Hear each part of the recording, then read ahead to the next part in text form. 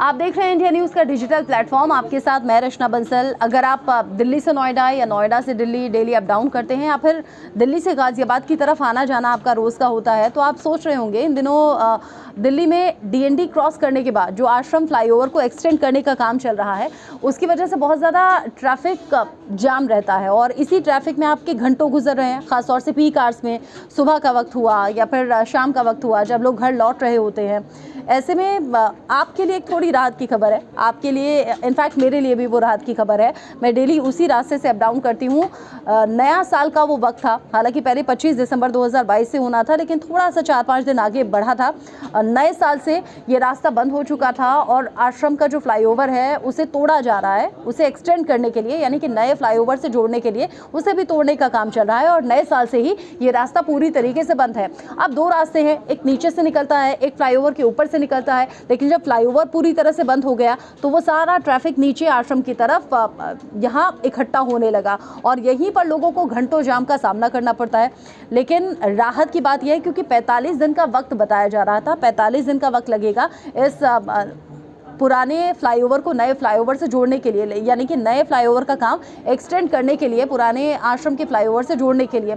माना यह जा रहा है कि 15 फरवरी, ऐसी उम्मीद जताई जा रही है कि 15 फरवरी को वो नया फ्लाईओवर खुल सकता है और आप जो घंटों बहुत रेंग रेंग कर वहाँ पर गाड़ियाँ चलती हैं, एक रेड लाइट, जो ट्रैफिक की रेड लाइट है, एक रेड लाइट क्रॉस करने में कई बार आपको 3 बार या 4 बार या 5 बार का भी इंतज़ार करना पड़ रहा है अपनी बारी आने के लिए, क्योंकि रेड लाइट पर वहाँ बहुत ज़्यादा ड्यूरेशन नहीं है। जब ग्रीन सिग्नल होता है तो वो 25 से 30 सेकंड का होता है मैक्सिमम, क्योंकि भीड़ बहुत ज़्यादा रहती है। प्रेशर इस साइड से भी है, प्रेशर इस साइड से भी है।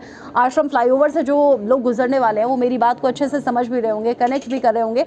अब इस तरह की जो तस्वीर है, करीब करीब इतना काम हो चुका है, हालांकि ये हर तरफ का एरिया नहीं है।